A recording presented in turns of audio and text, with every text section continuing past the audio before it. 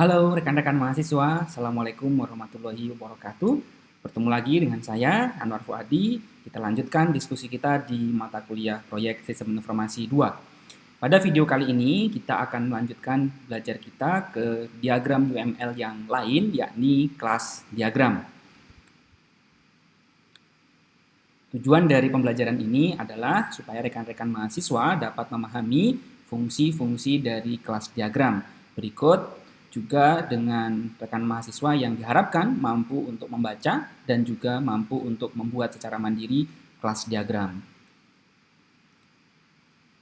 Sebelum materinya kami sampaikan, mohon diingat rekan-rekan mahasiswa memiliki tugas untuk membuat grup maksimal 3 orang dan mendiskusikan di grup secara mandiri untuk memilih proyek yang akan dijadikan sebagai software hasil akhir di mata kuliah ini. Dan sesuai dengan tugas minggu lalu, teman-teman harus menyusun 3 buah activity diagram untuk masing-masing proyek kelompok. Kita lanjutkan. Nah, di dalam kelas diagram kita yang pertama mengenal apa itu objek. Ada yang masih ingat apa itu objek? Ketika belajar mata kuliah pemrograman berorientasi objek, ya, objek adalah individual atau perwujudan dari entitas yang ada di dalam sistem. Nah, di sini ada notasi-notasi yang bisa kita gunakan untuk menggambarkan objek begitu. Ingat, secara secara kesepakatan best practice-nya menuliskan sebuah objek itu dengan huruf kecil di depannya ya. Misalkan ini ada kelasnya apa nih? Person ya. Ada kelas person, objeknya namanya Max Myler. Nah, ini objeknya menggunakan huruf kecil, kelasnya menggunakan huruf besar. Nah, penulisannya boleh dibuat simple seperti ini atau juga dibuat detail seperti ini berikut dengan atribut dan value yang sekarang ada. Kemudian bisa juga kita membuat kalau objek-objek itu kita jadikan satu, kita bisa melihat relasi antar objek melalui objek diagram. Tapi di dalam UML yang kita minta di dalam mata kuliah ini adalah kita cukup membuat kelas diagramnya saja, sehingga teman-teman tidak perlu mendefinisikan objek-objek yang akan muncul dari kelas yang sudah ada. Oke. Jadi apa itu objek, apa itu kelas? Masih ingat teman-teman ya? Jadi kelas itu adalah semacam blueprint atau semacam cetakan untuk entitas yang akan muncul di dalam sistem. Misalkan ini ada cetakan atau blueprint namanya person atau orang. Kemudian ada objek namanya Max Myler. Ini adalah instansiasi atau perwujudan dari kelas person. Nah, di sini ada atributnya yang didefinisikan sebagai atribut dari kelas person. Kemudian di dalam objek itu direalisasikan. Nah, yang akan kita buat di mata kuliah ini cukup dari sisi kelas diagramnya saja. Oke, cara kita menggambarkan atau menuliskan sebuah kelas seperti ini ya. Ada 3 kompartemen untuk sebuah kelas. Ada namanya yang paling atas, kemudian ada atribut yang di kompartemen kedua, kemudian yang di kompartemen ketiga itu adalah operation atau function yang akan dimiliki oleh sebuah kelas. Nah, kemudian tadi ya, setiap kelas itu kan memiliki atribut. Nah, atribut ini kalau kita mau tulis secara detail, dia memiliki banyak sekali sintak-sintak yang bisa kita tuliskan kalau kita mau membuatnya secara detail. Misalkan nih, yang pertama itu atributnya adalah visibility. Nah, visibility ini bisa jadi public, bisa jadi private, bisa jadi protected atau berupa package. Nah, ini kalau public disimbolkan dengan tanda plus, kalau private tanda minus, protected dengan menggunakan hashtag, kalau package dengan menggunakan apa ini? Cacing ya, simbol cacing. Nah, ini kalau visibility dari atributnya itu adalah seperti ini. Terus kemudian setelah visibility ada atribut yang merupakan atribut turunan. Nah, bisa jadi misalkan di sini person itu memiliki atribut berupa age. Nah, umur ya. Nah, umur ini kan sebenarnya bukan atribut yang asli dan bahkan dia nilainya akan selalu berubah-ubah setiap tahun. Jadi age ini adalah atribut yang merupakan atribut turunan. Ada yang tahu dari mana age dihitung? Iya, betul. Dihitung dari date of birth, yang ini ya, DOB, date of birth. Jadi Age ini adalah atribut turunan. Jadi kalau kita mengidentifikasi ada atribut turunan, boleh kita lengkapi atributnya dengan menggunakan slash di depannya. Kemudian yang kedua itu adalah nama. Nah, ini penamaan atributnya sama dengan cara kita membuat sebuah variabel ya. Disarankan dengan menggunakan huruf kecil di depan. Kemudian kalau lebih dari satu kata boleh dihubungkan dengan menggunakan underscore atau langsung disambung saja menggunakan camel case, langsung menggunakan huruf besar. Yang pasti tidak boleh ada spasi, tidak boleh diawali dengan angka. Kemudian setelah nama ada tipe datanya, tipe data dari atributnya. Dan ini jenis-jenis tipe data ini kalau teman-teman ada yang lupa, silahkan kembali lagi dipelajari di mata kuliah basis data misalkan, atau di mata kuliah pemrograman, konsep pemrograman. Nanti teman-teman di situ kan ada materi tentang tipe data, ada string, ada date, ada integer, ada long, ada double, dan seterusnya. Teman-teman pelajari lagi di sana. Kemudian setelah itu bisa dilengkapi dengan multiplicity. Multiplicity ini berarti menunjukkan atribut tersebut nanti bisa jadi 0, artinya berarti boleh tidak diisi, atau bisa juga dia bintang, artinya dia tidak ada batasnya, boleh banyak, atau juga 1. Kalau 1 berarti nanti exactly 1, jadi harus berisi 1. Kemudian ada sintak untuk default. Default itu artinya nilai asli. Jadi ketika pertama kali objek dari sebuah kelas itu dibuat, dia akan memiliki default value kalau tidak diisi. Atau bisa jadi kalau teman-teman belajar di basis data, default value itu adalah ketika sebuah row atau sebuah baris itu dibuat, kalau di dalam fieldnya didefinisikan ada default datanya, kalau kosong nanti dia akan langsung terisi. Kemudian yang terakhir itu adalah property. Nah, di sini misalkan ada property read only yang artinya nanti tidak boleh diganti. Unique artinya tidak boleh duplikat dengan objek-objek yang lain. Non-unique berarti boleh duplikat. Ordered berarti nanti diindeks. Unordered berarti tidak diindeks. Atau juga bisa jadi gabungan dari properti-properti tadi dalam bentuk set, multiset, order set, atau dalam bentuk list. Nah, kemudian kalau tadi itu adalah sintak penulisan untuk atribut ya, kalau kita balik lagi ke atas, nah ini tadi adalah sintak penulisan atribut. Kalau mau ditulis secara lengkap, kita lanjutkan bagaimana sintak penulisan operation atau penulisan function gitu. Nah, ketika kita menuliskan function atau kita menuliskan operation, yang pertama itu tadi sama ya, ada visibility, kita tidak perlu bahas lagi visibility-nya, kemudian ada namanya, penamaannya. Jadi ini ya, visibility berarti tanda plusnya, penamaannya, kemudian setelah buka kurung itu ada parameter. Parameter ini hukumnya tidak wajib, bisa jadi ada function seperti ini, get person's number. Ini tidak ada parameternya, jadi tapi tetap harus menggunakan buka kurung dan tutup kurung. Kalau tidak ada parameter berarti dikosongkan. Tapi kalau ada berarti dituliskan. Kalau lebih dari satu nanti dipisahkan dengan menggunakan tanda koma. Nah, parameter ini ada 3 jenisnya, yaitu parameter in, parameter out, parameter in out. Nah, sebenarnya kalau kita mengacu kepada bahasa pemrograman misalkan Java atau PHP, tidak dikenal parameter in, out, dan in out. Tapi kalau teman-teman nanti pemrogramannya dengan menggunakan C++ ataupun C, teman-teman akan mengenal pointer, dan menggunakan pointer ini teman-teman harus mendefinisikan parameter itu berupa parameter in, parameter out, atau parameter in out, atau yang sekarang populer JavaScript. Kalau teman-teman menggunakan JavaScript, ada beberapa library JavaScript yang mengharuskan ketika kita mendefinisikan sebuah fungsi, parameternya itu harus dipisahkan antara in, out, dan in out gitu.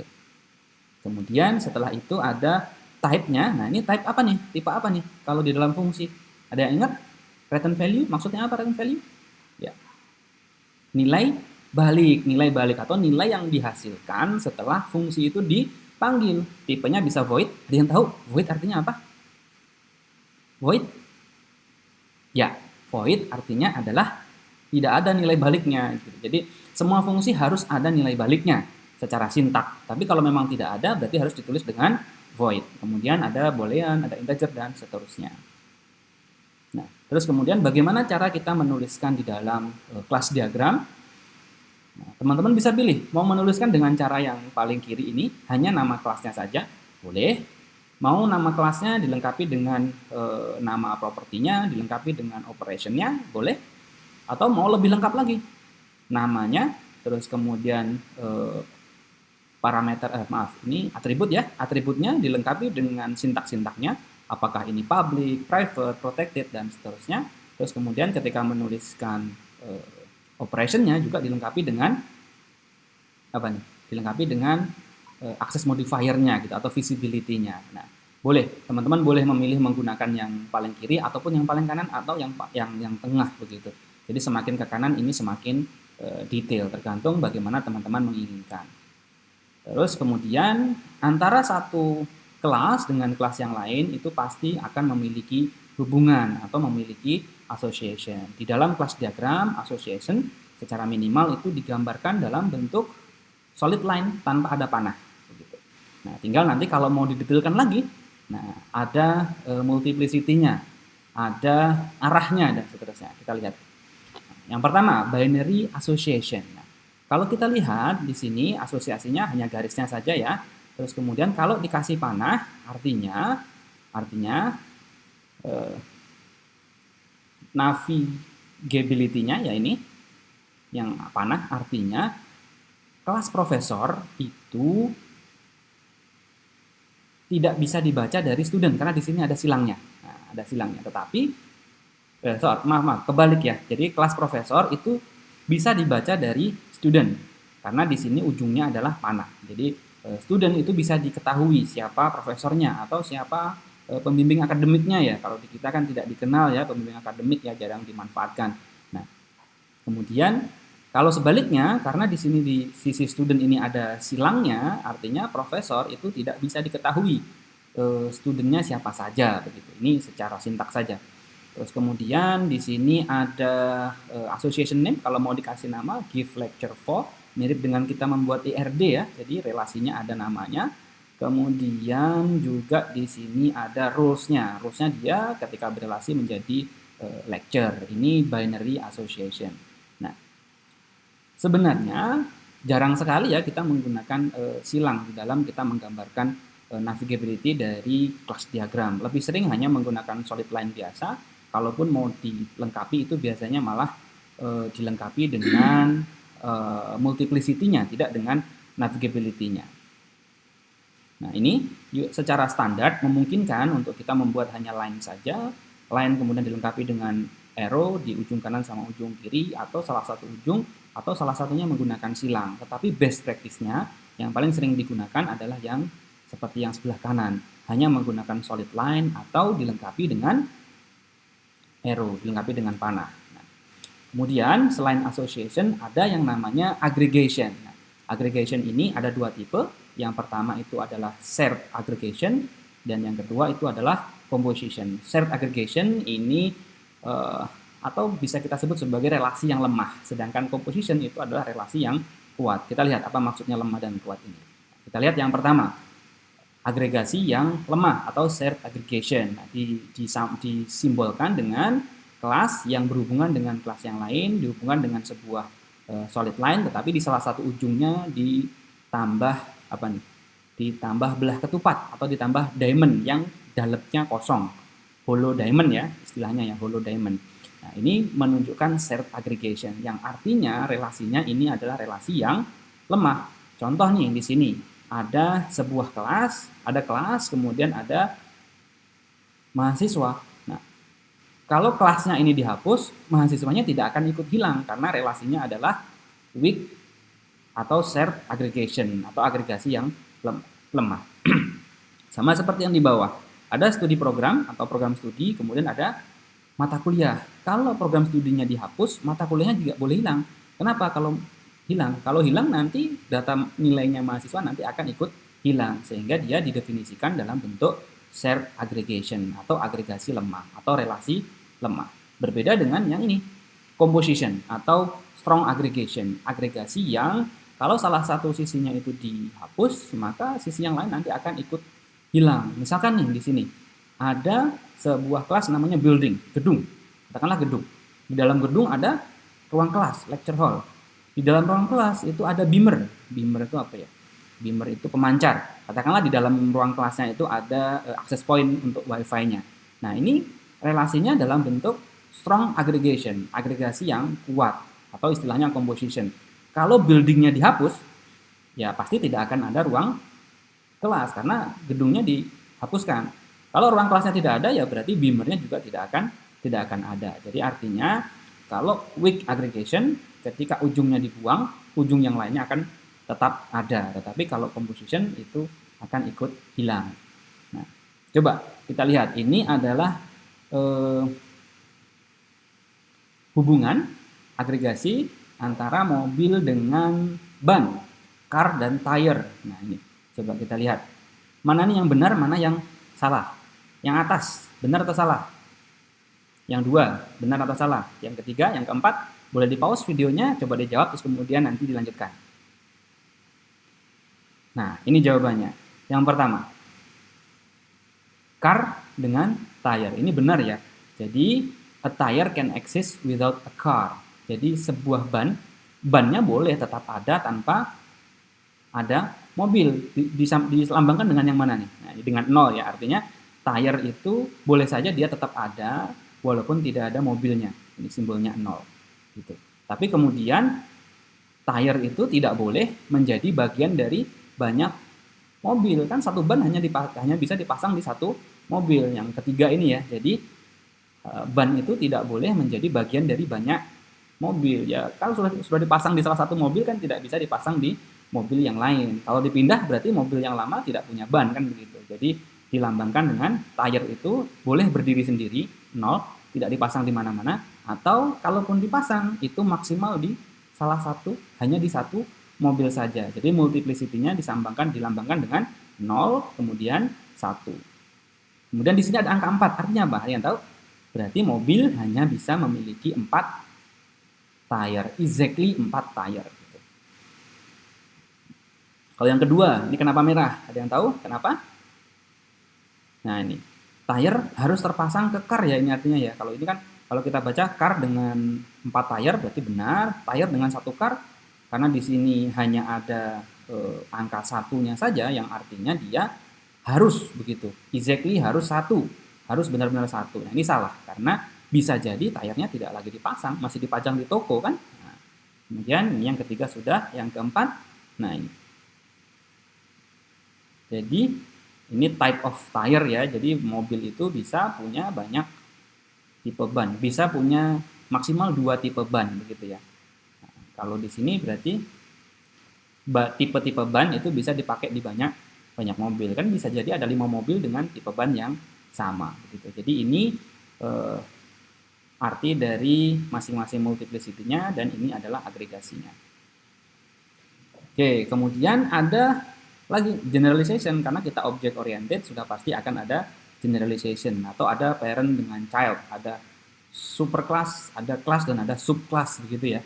Jadi ini adalah person yang di-extend menjadi employee atau student, employee juga bisa di-extend lagi menjadi profesor dan sekretari. Nah, ini bahasanya ada di mata kuliah pemrograman berorientasi objek. Nanti kalau teman-teman masih belum paham, dibuka lagi mata kuliahnya, nanti kita diskusikan. Kemudian selain generalization tadi, bisa juga kita menggunakan abstract class. Masih ingat ya abstract class ya? Abstract class adalah kelas yang tidak mungkin untuk dibuat menjadi objek, karena dia hanya bersifat abstrak saja, hanya tujuannya dibuat hanya untuk diturunkan. Nah, kemudian ada multiple inheritance.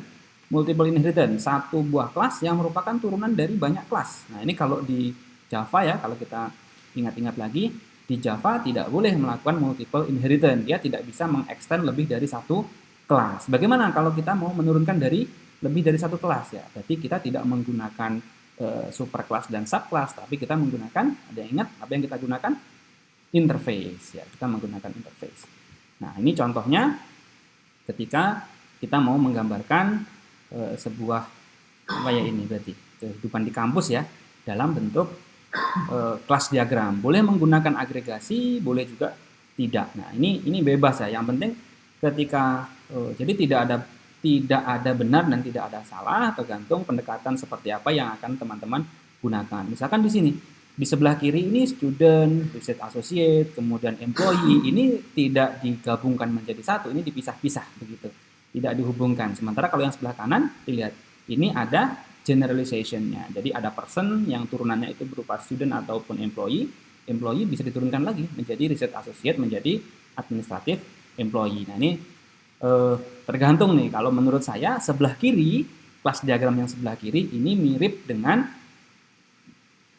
kalau kita mau implementasikan ke basis data, mirip dengan IRD. Sementara kalau yang sebelah kanan, ini mirip dengan bagaimana kita menyusun kelas-kelas yang akan muncul di dalam pemrograman berorientasi objek, khususnya Java, begitu ya. Oke, secara rangkuman, ini adalah notasi-notasi yang akan kita gunakan di kelas diagram. Yang pertama itu ada kelas, seperti ini, ada 3 kompartemen, nama, atribut, kemudian ada operation. Dan kalau abstrak kelas, kita simbolkan dengan tulisan abstrak di atasnya, association-nya boleh menggunakan solid line biasa tanpa arrow atau bisa menggunakan arrow, kemudian ada juga yang menggunakan silang. Kemudian masih ingat set aggregation yang menggunakan diamond, hollow yang tidak ada isinya atau belah ketupat kosong, berarti itu adalah shared aggregation yang artinya weak aggregation, yang dia kalau B-nya dihapus, A-nya masih akan tetap ada. Kalau strong aggregation berarti kalau B-nya dihapus, A-nya akan ikut hilang. Atau juga kalau mau menuliskan dalam bentuk generalization, berarti dalam bentuk turunan, itu menggunakan panah yang segitiga yang di dalamnya hollow, yang kosong, tidak dalam bentuk arrow. Kemudian kalau mau menggambarkan dalam bentuk objek diagram, bukan kelas diagram, penulisannya saja yang dibedakan, seperti ini ya, objeknya itu dituliskan dengan huruf kecil awalnya, terus kemudian titik 2, nama kelasnya menggunakan huruf besar. Oke, materi yang kita diskusikan tadi sumbernya adalah buku UML at Classroom karangan dari Martina Seidel dan Christina Hummer. Selanjutnya, tugas rekan-rekan mahasiswa adalah membuat kelas diagram untuk proyeknya masing-masing. Nah, ini teman-teman saya bebaskan mau menggunakan yang coarse grain atau yang fine grain, yang teman-teman hanya menggunakan nama kelasnya saja, atau dibuat yang detail, ada atributnya, ada operationnya. Nah, ini saya bebaskan. Sebelum teman-teman mengerjakan, ayo kita buat dulu bersama-sama. Di sini saya akan menggunakan Star UML seperti yang sebelumnya. Kita awali dengan klik kanan di sebelah sini, add diagram, kemudian kita akan menambahkan ini yang paling atas, kelas diagram. Oke, yang pertama, karena bahasan kita kemarin adalah sistem informasi akademik, berarti yang pertama itu adalah ada objek atau kelas namanya program studi ya. Oke, program studi. Kemudian setiap program studi mestinya akan punya kurikulum. Oke, kurikulum. Terus kemudian di setiap kurikulum akan ada apa? Mata kuliah. Oke, mata kuliah. Oke, sampai di sini dulu. Nah, kita lihat relasinya ya. Nah, setiap program studi itu kan memiliki kurikulum. Jadi kurikulum itu adalah bagian dari program studi. Kurikulum tidak akan ada kalau program studinya tidak ada. Berarti dia adalah composition ya. Dia strong aggregation. Jadi kalau program studinya hilang, kurikulumnya juga akan hilang. Begitu juga dengan mata kuliah. Kalau kurikulumnya tidak ada, mata kuliahnya juga pasti tidak ada. Oke. Kita lihat, nah ini kalau kita hanya mau menggambarkan dengan menggunakan age-nya saja. Kita bisa membuat multiplicity-nya, misalkan setiap program studi itu bisa memiliki satu kurikulum atau lebih, jadi tidak mungkin tidak punya satu atau lebih. Kemudian setiap kurikulum itu merupakan kepemilikan dari satu program studi. Jadi tidak mungkin ada kurikulum yang dimiliki oleh 2 program studi, pasti punya kurikulum yang berbeda.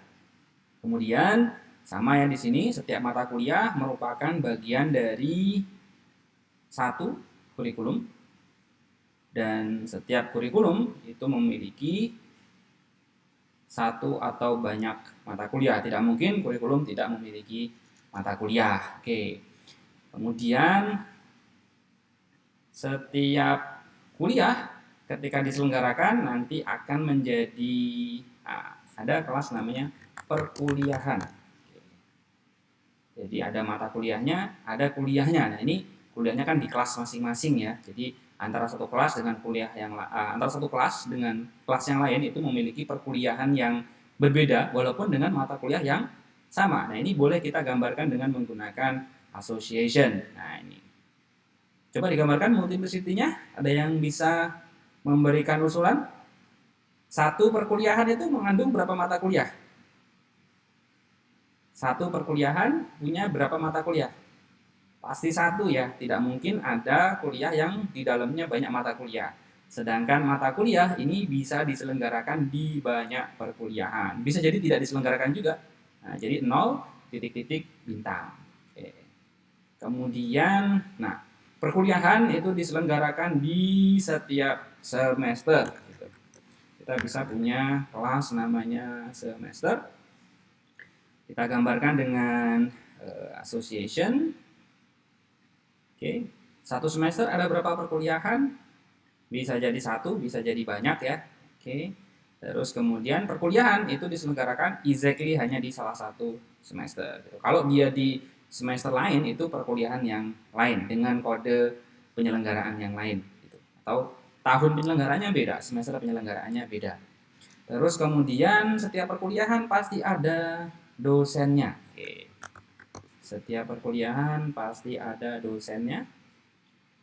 Oke, kita gambarkan juga dengan association. Oke, di sini perkuliahan itu berapa dosennya? Boleh nggak kuliah itu tidak ada dosennya? Jadi 0. Tidak bisa ya. Jadi kalau satu, exactly satu, bisa jadi lebih ya. Kadang-kadang kan ada kuliah yang dosennya ada lebih dari 1, 2. Nah, berarti 1 atau lebih begitu. Jadi artinya ini tidak boleh perkuliahan itu dosennya 0 gitu, selalu ada minimal 1, maksimal ya bisa lebih dari 1. Kemudian dosen itu bisa jadi dia tidak mengajar, bisa jadi dia mengajar banyak. Jadi 0 kemudian titik-titik bintang itu artinya. Terus kemudian nah ini perkuliahan itu ada perkuliahan biasa sama ada perkuliahan yang sifatnya berbeda. Misalkan ada kuliah yang namanya proyek akhir yang nanti teman-teman akan ikuti di semester akhir. Kemudian ada juga kuliah yang namanya kuliah praktek. Nah, KP ya istilahnya di sini kita ya, kuliah praktek. Nah, kuliah proyek akhir dan kuliah praktek ini sebenarnya sama saja dengan perkuliahan, cuma dia mungkin nanti akan ada detail yang berbeda. Misalkan ada judul proyek akhirnya, ada tempat kuliah prakteknya, tapi natifnya dia adalah juga perkuliahan. Jadi dia adalah apa? Ini adalah superkelasnya, ini adalah subkelasnya atau turunannya. Nah, kita sambangkan dengan generalization. Jadi proyek akhir itu adalah turunan dari perkuliahan, begitu juga dengan kuliah praktek. Kuliah praktek itu adalah turunan dari perkuliahan. Oke. Apalagi objeknya? Oh iya, siapa yang kuliah? Yang kuliah adalah mahasiswa. Nah, mahasiswa. Oke. Perkuliahan tidak mungkin diselenggarakan tanpa ada mahasiswa. Berarti di sini mahasiswa bisa jadi tidak mengikuti perkuliahan sama sekali karena dia masih baru, belum dialokasikan, atau dia mengikuti banyak mata kuliah. Jadi 0, titik-titik bintang. Kemudian perkuliahan itu minimal harus diikuti oleh salah satu mahasiswa. Kalau tidak berarti nanti perkuliahannya akan dibatalkan, kelasnya akan ditutup gitu. Terus kemudian setiap perkuliahan dosen harus membuat namanya jurnal kuliah. Jadi setiap perkuliahan akan punya jurnal kuliah. Nah, karena pertemuannya ada 16, berarti bisa jadi jurnalnya itu 0 atau bintang. Kenapa 0? Ya, karena kalau pertama kali dibuat kan dia tidak langsung ada ya jurnalnya, belum diselenggarakan, baru berupa jadwal. Kemudian setiap jurnal itu merupakan bagian dari satu perkuliahan. Tidak mungkin jurnal itu untuk 2 perkuliahan. Kemudian bagian dari jurnal itu apa? Bagian dari jurnal itu adalah presensi. Presensi. Jadi ketika setelah selesai kuliah, dosen kan membuat jurnal ya, kemudian akan memanggil rekan-rekan mahasiswa untuk presensi. Berarti Presensi itu merupakan composition atau bagian dari jurnal kuliah. Jurnal kuliahnya dihapus, presensinya juga akan hilang. Nah, ini kalau kita gambarkan multiplicity-nya, jurnal kuliah berisi satu atau lebih presensi dan setiap presensi merupakan bagian dari satu jurnal kuliah. Nah, ini kalau mau kita gambarkan lengkap, nah presensi ini merupakan atau memiliki asosiasi dengan mahasiswa. Kalau mau dibuat rapi, tarik ke sini ya. Nah, ini bisa dirapikan. Nah, mahasiswa itu bisa memiliki 0 atau banyak presensi, dan setiap presensi itu exactly harus punya satu mahasiswa. Jadi presensinya siapa, ikut di mata kuliah yang mana. Oke, ini bisa kita simpan. Jadi begini ya cara membuat kelas diagram, simpel sekali. Ada program studi, kurikulum, mata kuliah, perkuliahan, semester, proyek akhir, kuliah praktek, mahasiswa, dosen, jurnal kuliah, dan presensi. Oke, itu praktikum kita untuk membuat kelas diagram. Silakan teman-teman lanjutkan untuk mengerjakan tugasnya, yaitu membuat kelas diagram untuk proyeknya masing-masing.